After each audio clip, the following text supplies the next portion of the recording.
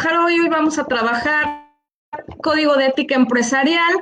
Recordemos que, bueno, pues el programa se llama Enlazando las Profesiones, entonces, pues vamos a iniciar con una parte bien interesante que hace alusión a un área del pensamiento que evidentemente tienen más desarrollado aquellos que se han capacitado, que han trabajado, que han desarrollado conocimiento en función del área más social y humana, ¿no? Porque ustedes son de otra área, son más metódicos. Entonces, bueno, su pensamiento es diferente. Y en ese sentido, pues voy a poner un ejemplo bien claro. Cuando ustedes iban en la primaria, o íbamos en la primaria, y nos ponían estos ejercicios donde te decía, Lupita tiene que tomar un tren a las 12 horas y va a llegar a tal ciudad a tal hora. Pero si el tren se interrumpe en tal punto, ¿cuánto tiempo se va a demorar en tal? Entonces, la mayoría de ustedes que son de este pensamiento analítico, metódico, lógico, matemático, pues todos dirían, pues fácil, mido el tiempo y le quito esto y le pongo el otro y así, ¿no? La mayoría. Pero ¿saben qué pensábamos los que estamos en el área de las humanidades y de las ciencias sociales? Nosotros pensábamos, ¿y Lupita por qué tiene que tomar el tren? ¿A dónde va a ir Lupita? ¿Y Lupita va sola o va acompañada? ¿Será que le pasó algo?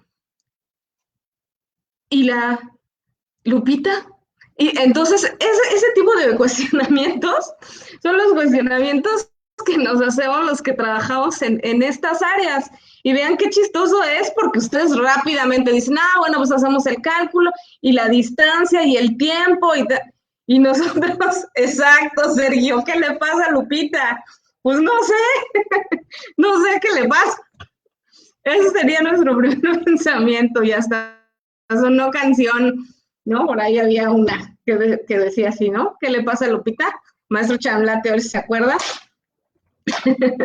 Pero bueno, entonces esa es la magnitud de la diferencia en cómo estructuralmente nosotros percibimos algunas situaciones.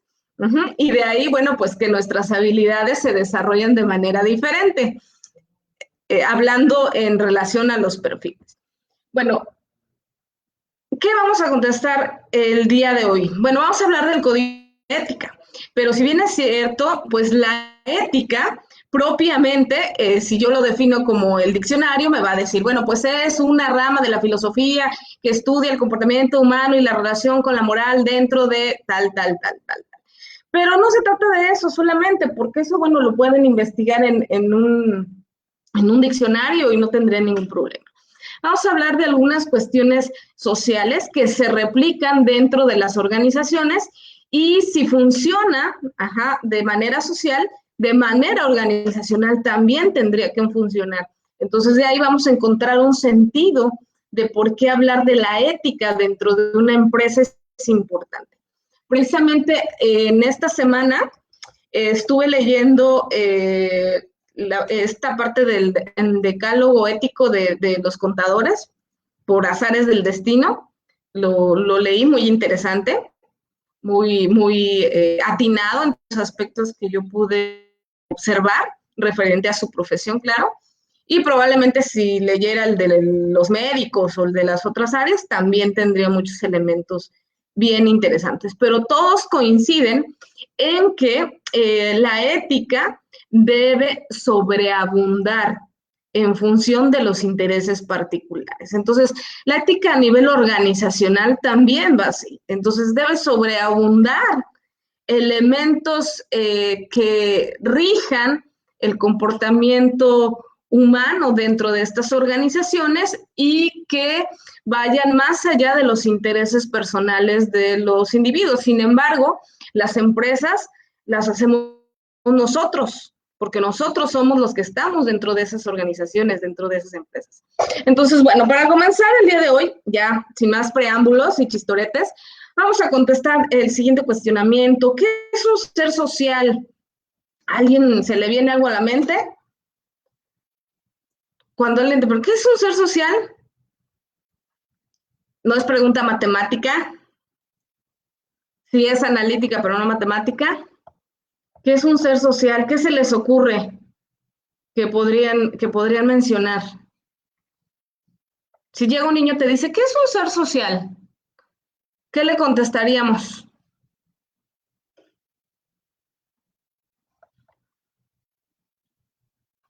¿Qué se les ocurre?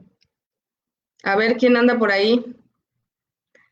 A ver, Ángel, es una persona de relación con las demás, aquel que necesita la interacción con otra persona, un individuo en contacto con otro ser, interacción con los demás. Perfecto, todos tienen 10.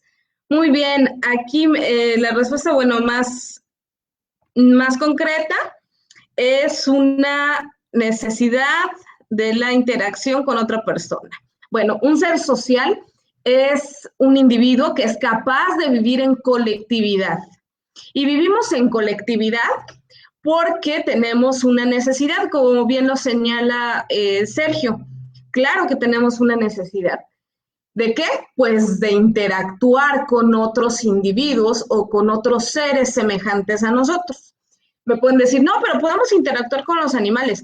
No, sí podemos hacerlo, pero nosotros tenemos una función vital que va dentro de nuestra especie. Sí, esa necesidad, Aida, de relacionarnos con otros, de interactuar con las demás personas, de estar en contacto con otros. Entonces, bueno, un ser social es una persona que tiene que vivir en colectividad, porque si no vive en colectividad, pues no se puede relacionar, al menos con otros seres de su misma especie no podría relacionarse. Nosotros, en el área científica, tenemos 3 elementos que llevan a cubrir esta necesidad de interacción social.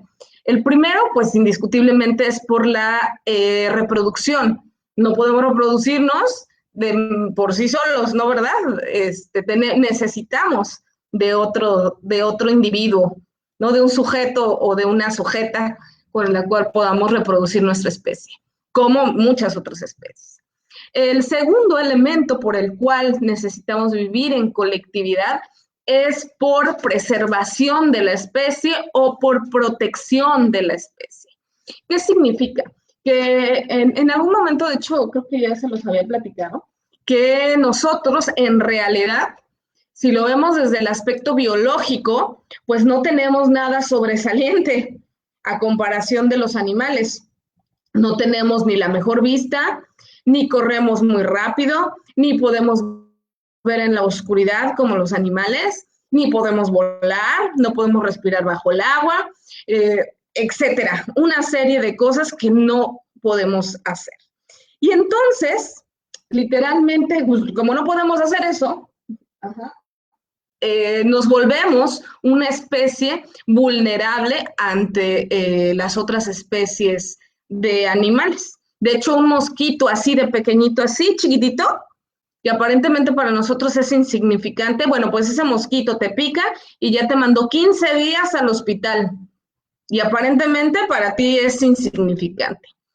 Bueno, a tal grado es la debilidad que tiene nuestra especie. Sin embargo, al vivir juntos, generamos mecanismos de defensa, los creamos y hacemos que el raciocinio se imponga sobre las demás especies.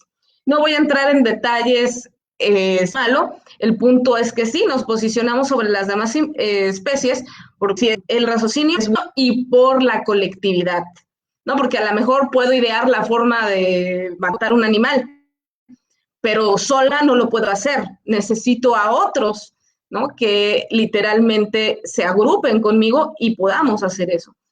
Pero bueno, en el origen de las sociedades así se manejaba. Entonces, pues parte del defendernos de un ambiente hostil, pues está vivir juntos. Y el tercero, o la tercera necesidad por la cual vivimos en colectividad, tiene que ver desde un aspecto más filosófico con esta parte del sentido de vida o el sentido de ser. Entonces, esta parte del ser, esta parte de vincularnos emocionalmente, afectivamente con otros individuos. Eso nos da sentido, nos da razón de ser, nos da razón de existir. Entonces, esa parte es la que nos llena a nivel emocional, a nivel psicológico, y que nos hace generar vínculos nuevos todos los días en un ambiente colectivo. Entonces, esas son las necesidades básicas, por eso vivimos en colectividad, por eso somos seres sociales.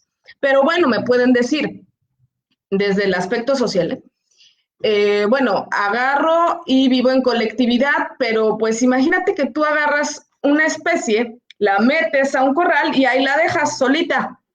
¿Qué va a pasar con esa especie? Pues probablemente se generaría un caos, ¿verdad? Porque llegaría un momento donde esa misma especie empiece a generar conflicto. Y entonces ahí es cuando nosotros hablamos de los reguladores de comportamiento. Y acá sí esto es interesantísimo porque, bueno, pues estamos hablando de aspectos más sociales y pues existen 3 reguladores de comportamiento social. Todavía no llegamos a la empresa, ahorita estamos en la parte social. 3 reguladores de comportamiento social y desde esa perspectiva vamos a verlo. ¿Qué hace que la parte instintiva, esta parte que me dice Ángel que tenemos ya de manera genética, no aflore, no se imponga sobre los demás de mi misma especie y me ayude a vivir en colectividad? ¿No? Porque si tú metes una serie de animales a un corral, pues termina matándose. Entonces, ¿qué hace diferente el ser humano? ¿Por qué se pueden construir sociedades? Y aún así, construyéndose esas sociedades, ¿por qué hay ciertos elementos que evidentemente laceran la convivencia de los sujetos dentro de un espacio? Bueno, pues en general, porque estos elementos se empiezan a relajar, por eso se empiezan a lacerar las relaciones sociales.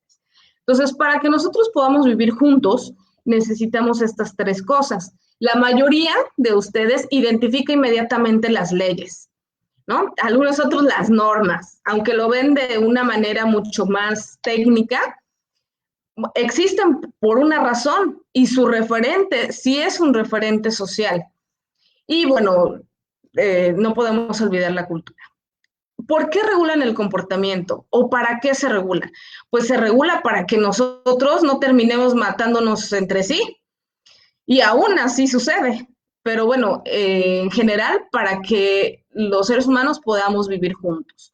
Las leyes a nivel social tienen la ventaja de ser totales, de ser imparciales. Bueno, al menos eso dice la teoría, de ser imparciales, y su sentido general es buscar el bienestar de la colectividad.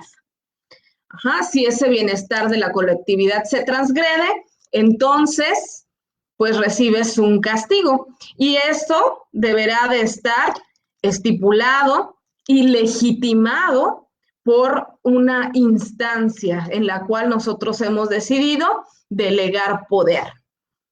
No vamos a entrar en detalles en ese sentido del poder, pero bueno, le hemos otorgado el poder, ¿no? Que en este caso sería el Estado.